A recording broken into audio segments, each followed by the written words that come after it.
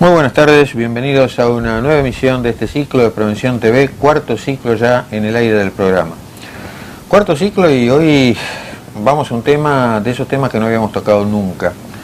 Ese tema que no habíamos tocado nunca y que nos han preguntado más de una vez es HIV y SIDA. Y a lo mejor donde dice, como dice Javier más de una vez, ¿dónde está el error, no? ¿En qué fallamos al comunicarnos? Porque 30 años atrás esto era terror, esto de decir que te morías era lo mismo. Sí, era diagnóstico de muerte. Hoy, sin embargo, con todos los recursos terapéuticos y diagnósticos a disposición, por lo menos aquí en la Argentina, la gente se sigue contagiando y la gente se sigue muriendo. A lo mejor no al mismo ritmo de hace 30 años, pero es una cosa al menos llamativa. Entonces hemos convocado a alguien, a quien ustedes ya conocen, es el licenciado Gabriel Avena. Gabriel es, por un lado, director del CETRAC aquí en Quilmes, pero por otra parte es jefe del Departamento de Salud Mental y HIV de Elevar Pasteleros, Capital Federal. Así que luego de un breve corte, Javier va a estar hablando con Gabriel justamente acerca del porqué de todas estas cuestiones.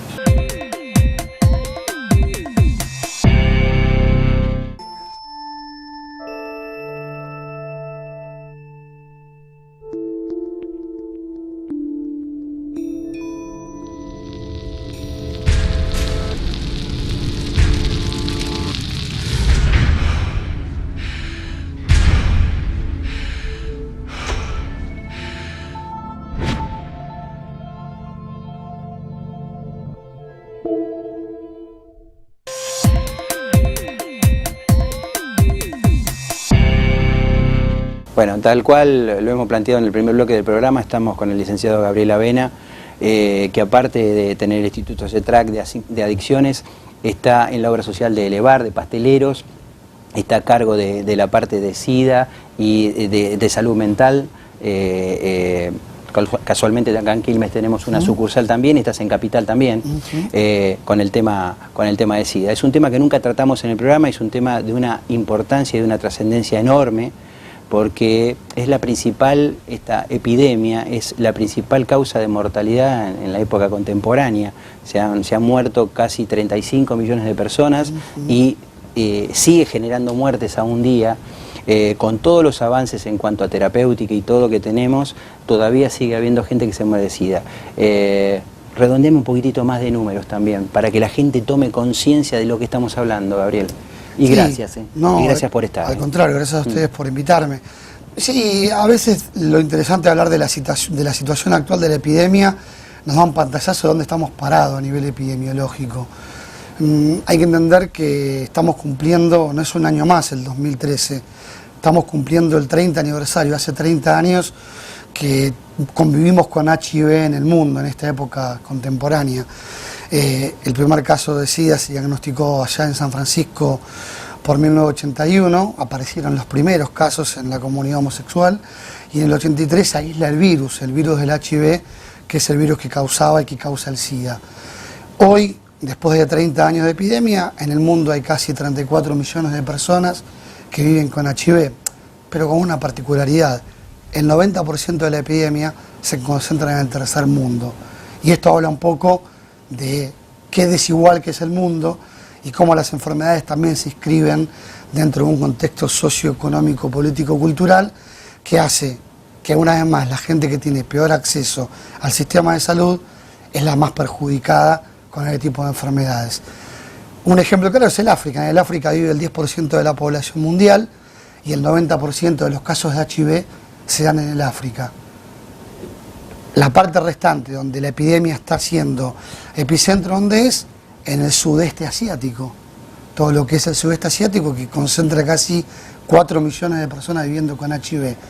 Y en otro lado, donde la epidemia está disparada, es en la Europa oriental, donde casi hay 3 millones de personas viviendo con VIH. Mientras que en Oceanía, América del Norte en menor medida, y la Europa central y occidental, la epidemia ha retrocedido de manera enorme. Perdóname, Gabriel. Sí. El doctor Colombo nos quiere agregar alguna cosa. Buenísimo. Decinos, Fer. Que recuerdes la frase de Carrillo. No, por supuesto, por supuesto. Las pequeñas causas, el virus como... Sí, el virus y las bacterias son una pequeña causa en relación. Y esto que está diciendo Gabriel es equiparable a la enfermedad cardiovascular, a la diabetes, a todo eso. Tiene, sí, todos los factores de riesgo tienen que ver con la falta de educación, con la falta de saneamiento ambiental, pero fundamentalmente con la falta de educación. Esto es un tema de educación.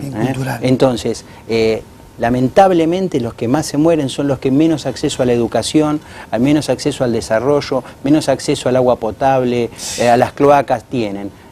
O sea, eso sigue siendo así y seguirá siendo así en la medida de que la gente no esté educada, ¿no? Entonces, un poco la función de este programa, la función de traerlo a Gabriel para poner en el tapete esta enfermedad, es un poco educar a todos ustedes, hablar con los chicos, que son en este momento una población, digamos, vulnerable, en el sentido de que si no hacemos bien las cosas, estamos vulnerables para esta enfermedad. Sí, por lo menos conviene, ya nos podemos meter con qué está pasando con la epidemia en la Argentina, que es también algo que nos ocupa y mucho. Es verdad que la epidemia detuvo su marcha, lo cual no implica que no es que se hayan detenido los casos de infección. En la Argentina todos los años se siguen infectando 5.000 nuevas personas que antes no tenían HIV, y el año pasado murieron 1.500 personas a causa de una enfermedad que hoy se puede controlar y estamos asistiendo a su cronificación. ¿Por qué no ocurre esto en todos los casos? Por lo mismo que hablábamos antes, porque la gente diagnostica tardíamente su enfermedad a partir de que tiene una señal de alerta o de alarma porque padece una infección oportunista que ha debilitado fuertemente su sistema inmune. Entonces, nosotros, ¿qué tenemos que mejorar como país a nivel de políticas de salud pública? Y considerando que Argentina ha sido un país pionero en garantizar desde el año 1991 la terapia antirretroviral, de garantizar la terapia triple combinada que tan buen resultado dio, a partir del 96, cuando surgen los inhibidores de la proteasa que han modificado el curso de la epidemia, modificar el diagnóstico precoz. No puede ser que en la Argentina tengamos 110.000 personas viviendo con HIV y la mitad no sabe que tiene HIV. No sabe. Uno de cada dos no lo sabe. Estamos mejor que antes, porque antes eran 2 de cada 3. Es decir, ahora por lo menos... Yo tenía ese número, entre 120 y 140.000 y el 50%. Esto es como la hipertensión, como la diabetes, todo. Hay un 50% que no saben que están enfermos. Y después, de los que saben que están enfermos, los mal controlados o que no se controlan. Sí. ¿Por qué ocurre esto, Gabriel? ¿Porque el paciente siente algo? No, porque justamente esta enfermedad o esta infección tarda mucho tiempo en desarrollarse en la mayoría de los casos, con lo cual tiene un gran periodo asintomática. De latencia, entonces, sí. De latencia, de estar asintomático y de no sentir ninguna manifestación. Lo que sí las personas saben que han tenido conductas de riesgo. Y generalmente las conductas de riesgo, y hoy la privilegiada, es la conducta en lo sexual. Digo, las personas se exponen a tener relaciones sexuales sin cuidado, creen que eso no me va a ocurrir, creen que yo no voy a tener sexo con alguien que tiene el HIV, con lo cual no me cuido, no uso correctamente un preservativo, que es el método por excelencia, para el cuidado no solo del HIV, de otro montón de enfermedades de transmisión sexual, y más aún en la adolescencia del embarazo. Con lo cual, si el virus del HIV, podemos refrescarlo, es un virus que se encuentra en los fluidos corporales, pero se encuentra concentrado solamente en 3 como para ser infeccioso, se encuentra la cantidad suficiente, que es en el semen del hombre, en el fluido vaginal de la mujer, y si la mujer está embarazada y infectada en la leche materna, por eso cuando una mujer está embarazada le prohibimos que le dé el pecho a su bebé. Bueno, ahí es donde se encuentra el virus, con lo cual el mecanismo de prevención es el uso correcto de preservativo, que va a evitar el contacto del semen con el fluido vaginal, y eso hace que evitemos que un montón de jóvenes se sigan infectando como nos sigue pasando hoy por hoy. Con un agravante, muchos jóvenes se han enterado que estamos asistiendo a una etapa de cronificación de la enfermedad y creen que si me infecto no me va a pasar nada porque con una pastillita por día, 2 o 3, esto lo resuelvo. Cosa que no es cierta, porque es verdad que tenemos medicamentos cada vez menos tóxicos y con esquemas más simplificados. Pero sin embargo la adherencia al tratamiento una vez que el paciente está infectado cuesta mucho, porque cuesta mucho a veces tomar un medicamento para algo que tengo y que siento que tengo, y mucho más cuesta por una enfermedad que cursa con tanto tiempo asintomática, con lo cual después tampoco toman bien la medicación y los pacientes se siguen enfermando. Es compleja la situación. Es compleja. En el próximo bloque, quédense ahí, no toquen el control remoto, lo que viene es muy importante y muy interesante. Vamos a hablar de los consumos responsables, que esto tiene que ver con el descontrol que pueden tener los chicos en determinados momentos, en el momento de la relación sexual. En un primer momento esta enfermedad se llamaba de la triple H, después me lo contás en el próximo bloque, por qué era la enfermedad de la triple H. Vamos a un breve corte y continuamos con el programa.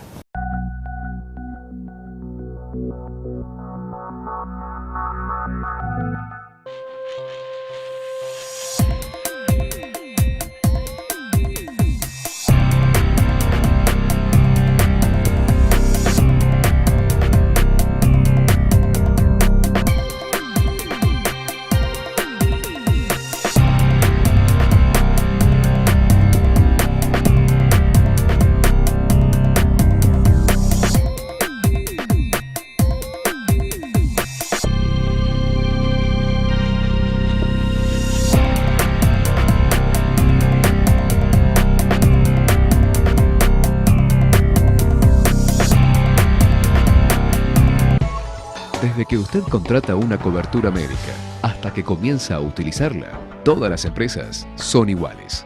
Después, es mejor que sea el Círculo Médico de Quilmes, quien le ofrece a través de Femeva Salud Quilmes y Emedic una real libre elección del profesional en su consultorio particular y beneficiarse con su aporte de ley.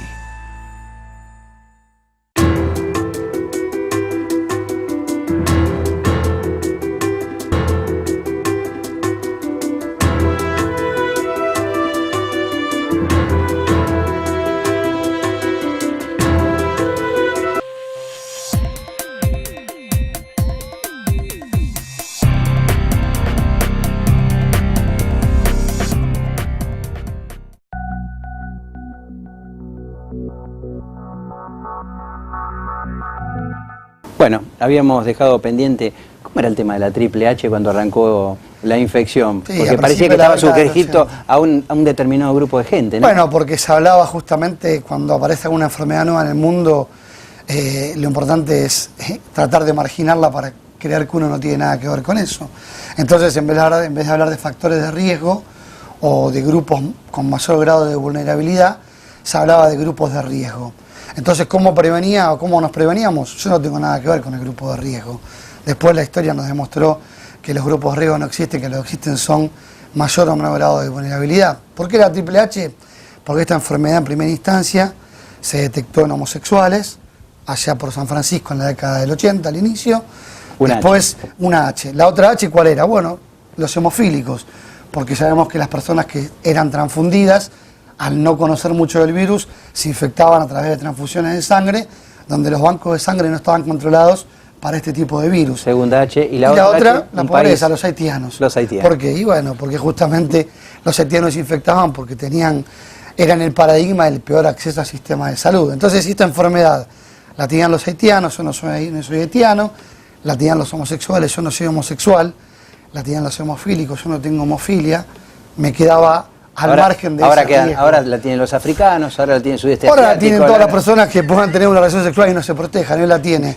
Alguien que vive en el centro de Quilmes, que no es hemofílico, no es haitiano y no es homosexual, pero que se dio una noche del boliche, salió con un estado de ebriedad enorme, salió drogado, se fue con una chica hermosa al hotel y a la hora de tener relaciones sexuales no se puso un preservativo porque no podía controlar el riesgo, no controlaba su estado anímico y seguramente de esa forma se expuso. Bueno, luego de haber hecho esta reseña de las famosas 3H, ¿cuáles serían las vías de contagio del HIV?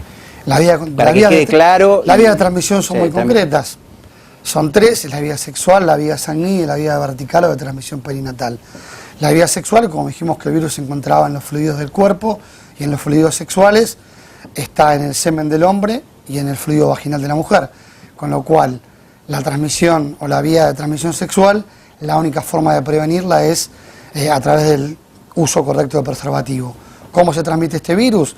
En la vía sexual, a través de relaciones sexuales anales, vaginales y orales. Con lo cual es necesario que haya uso correcto de preservativo en las 3 instancias. Por supuesto que la vía anal es la más riesgosa, la vía de transmisión vaginal lo es un poco menos y la vía oral un tanto menos. Pero en las 3 hay posibilidades de infección si no hay uso correcto de preservativo. La vía sanguínea tuvo que ver al principio de la epidemia claramente con los usuarios de drogas por vía endovenosa, porque al inyectarse drogas compartían el material con más personas, claro, y de esa manera el virus se diseminaba de un brazo a otro. Hoy sabemos que la epidemia del Paco desplazó este tipo de consumo, ya casi no queda en la Argentina, o es muy poca la población que sigue consumiendo drogas por vía endovenosa, pero sí dijimos que las personas que consumen drogas a la hora de tener relaciones sexuales probablemente tengan mucho menos, al no tener un consumo responsable, tengan mucho más exposición al riesgo, y la otra vía es la vía vertical o perinatal. Cuando una mujer está embarazada e infectada, tiene posibilidad de transmitir el virus a su bebé en 3 momentos: durante el embarazo, en el momento del parto o a través de la lactancia. Por eso le decimos a la mujer embarazada y le indicamos que no le dé y que no amamante a su bebé, y sabemos que si una mujer detectamos precozmente que está embarazada y tiene HIV, haciendo el tratamiento antirretroviral que va a prevenir la transmisión del virus al bebé, tiene un 99% de posibilidades de que su bebé nazca sano. Pero si la mujer va a parir, va al hospital el día que va a parir, seguramente la posibilidad de que este niño nazca infectado es bastante alta. ¿El tratamiento durante el embarazo qué riesgo trae? No, el tratamiento durante el embarazo no trae ningún riesgo. Aclaralo, porque la gente piensa, un tratamiento antirretroviral... Al contrario, no solo que no trae ningún riesgo, sino que disminuye casi un 99% la posibilidad de transmisión, de que esta mamá infectada le transmita el virus a su bebé, y le da la gran noticia de que va a tener un hijo sano. Y por supuesto que durante los primeros 6 meses de vida del bebé, el bebé también va a ser sometido a un tratamiento que se puede sostener muy bien, y después de ahí se le hace un seguimiento para garantizar que el bebé esté sano y que pueda nacer sin el virus, que esto es revolucionario. Bien. Entonces, estas son las vías de transmisión y esto es lo que tenemos que saber. Hay mucho para hacer, pero siempre el diagnóstico precoz. Si la mujer va el día que va a parir y no tuvo ningún control, como nos sigue pasando hoy en tantos hospitales de Gran Buenos Aires, seguramente la posibilidad de prevenir esta transmisión perinatal es casi nula. Te quiero hacer una pregunta porque se está hablando bastante de esto, que es el tema de vacunas. ¿Estás al tanto de eso? Sí, hoy en el mundo hay más de 100, en el último congreso que se hizo mundial en Washington y este último en Kuala Lumpur, se presentaron más de 180 ensayos de vacunas divididas en dos estadios: vacunas terapéuticas para las personas que tienen el virus y vacunas preventivas para cubrir a las personas cuando se exponen al riesgo de contagio. Son vacunas que están en fases avanzadas, pero todavía La realidad es que han pasado 30 años y este virus tan mutante no ha permitido, como pasó con otras infecciones, que se dé una respuesta definitiva. Nosotros lo que vemos en el consultorio es que la mejor vacuna es la prevención. Brillante. Hoy la mejor vacuna es cuidarse, hoy la mejor vacuna es informarse, aunque no solo alcanza con eso. Hoy la mejor vacuna es pensar que esto a mí me puede pasar y que ya que me puede pasar, nadie se va a prevenir de algo que piense que no le va a ocurrir. Con lo cual, la mejor vacuna es la prevención, en la medida en que si yo soy un joven o un adulto y tengo una relación sexual, me tengo que cuidar usando correctamente un preservativo. Esa es nuestra mejor vacuna. ¿Tenemos tiempo, señor director, todavía? Bueno, vamos a hacer algo práctico. Bien. Paciente se hace una serología y le da positivo. Bien. ¿Cómo encara el tratamiento? ¿Cómo encara la problemática esta? ¿Cómo la debe encarar? ¿Qué es lo que tendría que hacer? Bien. ¿Hasta dónde se tiene que dirigir? ¿Las drogas se le van a proveer? Hablemos un poquito hablemos de eso. nuestra ciudad de Quilmes, fundamentalmente. Exactamente, vamos de dónde estamos saliendo. Una persona va, se hace un análisis de sangre, Sí. muy sencillo, una extracción que se conoce con el nombre de ELISA, va al laboratorio, se lo va a orientar previamente diciéndole, evaluando qué riesgo tuvo, para que el paciente sepa, se llama instancia de pretest, después se hace una segunda instancia que es de posttest, donde se le devuelve el análisis y se le dice qué tiene que hacer de acá en más, y se le habla de un contexto, una enfermedad crónica donde no hay mucho para hacer. Una vez que se le hace serología, se confirma con una segunda instancia que es un examen de Western blot, no importa el nombre, y a partir de ahí se van a hacer 2 determinaciones puntuales. Previo a eso se trabaja con la conciencia de la enfermedad, explicarle al paciente y darle herramientas para que entienda que hay mucho para hacer, que lejos de ser un diagnóstico de muerte, este es un diagnóstico esperanzador y que es lo mejor que le pasó enterarse de que tiene un virus, que hoy hay mucho para hacer y que va a haber todo un mecanismo desde la salud pública y la seguridad social para que, si tiene conciencia de enfermedad, vamos a tratar de que esté asintomático. ¿Y cuáles son las 2 determinaciones? Luego esta etapa de asesoramiento y orientación post-test que le llamamos, para que el paciente entienda que no solo no se va a morir, sino que ahora va a poder empezar a vivir mucho mejor. Hay que hacer 2 determinaciones fundamentales que son de carga viral y de CD4. Hay que saber qué cantidad de virus tiene este paciente y cómo está su sistema inmunológico. Y a partir de eso, probablemente, como ha dado tantos beneficios el tratamiento antirretroviral, que empiece un tratamiento antirretroviral, que hoy son con esquemas más sencillos, son mucho más controlados y más fáciles de tomar porque tienen mucha menos toxicidad y porque se sostienen mucho mejor en el tiempo. La accesibilidad a eso, ¿dónde? En el hospital, en cualquier hospital público hay bancos de medicamentos, el ministerio provee, hay medicación disponible y el paciente lo retira en forma gratuita. Así no tenga ninguna obra social. En caso de tener obra social, la obra social le va a proveer la medicación porque hay una ley que legisla esta enfermedad. Fíjense qué interesante, Javier hablaba de la epidemia. Nunca en la historia de la humanidad hubo una epidemia o una enfermedad que tenga una ley. Es la ley 23.798 que habla de derechos y obligaciones. Exacto. Esta ley va a hacer que el paciente tenga derecho a recibir medicación de forma gratuita y durante todo su tratamiento. Tenemos todas estas herramientas, tenemos la medicación para que las personas puedan estar asintomáticas, pero tenemos que insistir con el diagnóstico precoz. Si la persona viene con una infección oportunista, con una neumonía por Pneumocystis carini, bueno, seguramente su sistema inmune está muy debilitado y el pronóstico es bastante malo.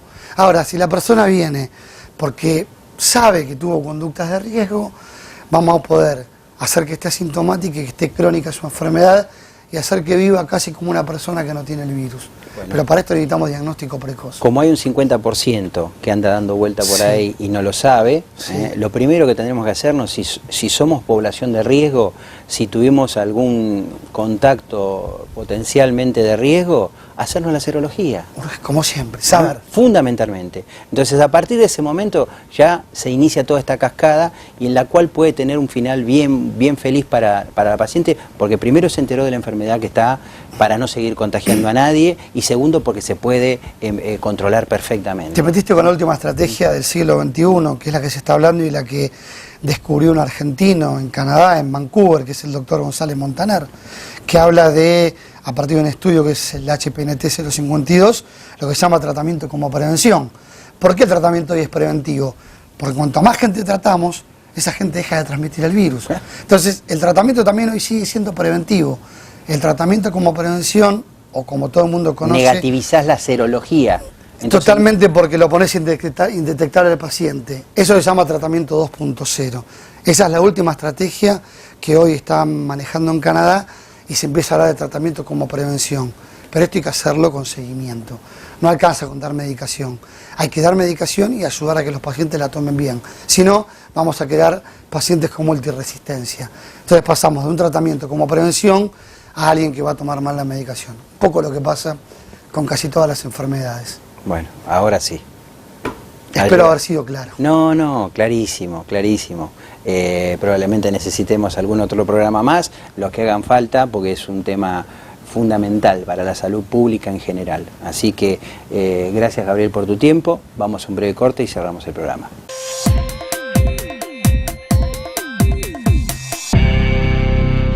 Bueno, dado que el tiempo es tirano, vamos a hacer un cierre distinto del programa porque nos quedó algo muy importante, que es el periodo de ventana de detección del virus en sangre.